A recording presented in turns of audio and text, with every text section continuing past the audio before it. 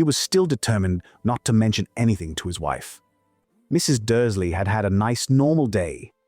She told him over dinner all about Mrs. Next Door's problems with her daughter, and how Dudley had learned a new word, won't. Mr. Dursley tried to act normally. When Dudley had been put to bed, he went into the living room in time to catch the last report on the evening news. And finally, bird watchers everywhere have reported that the nation's owls have been behaving very unusually today. Although owls normally hunt at night and are hardly ever seen in daylight, there have been hundreds of sightings of these birds flying in every direction since sunrise. Experts are unable to explain why the owls have suddenly changed their sleeping pattern. The newscaster allowed himself a grin. Most mysterious.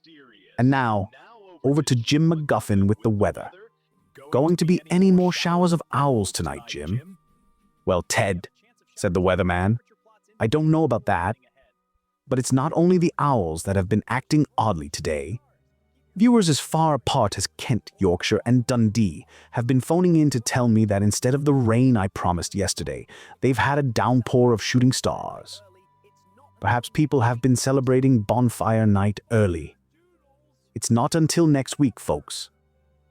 But I can promise a wet night tonight. Mr. Dursley sat frozen in his armchair. Shooting stars all over Britain? Owls flying by daylight? Mysterious people in cloaks all over the place? And a whisper about the Potters. Mrs. Dursley came into the living room carrying 2 cups of tea. It was no good.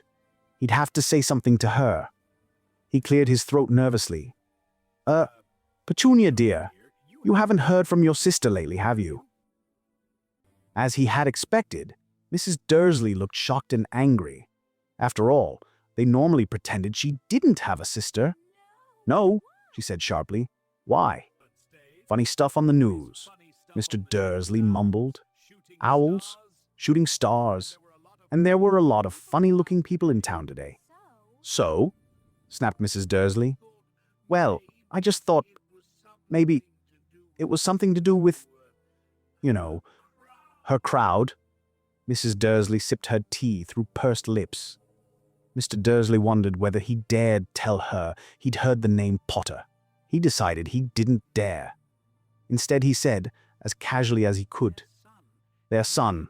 He'd be about Dudley's age now, wouldn't he? I suppose so, said Mrs. Dursley stiffly. What's his name again? Howard, isn't it? Harry. Nasty common name, if you ask me. Oh, yes, said Mr. Dursley.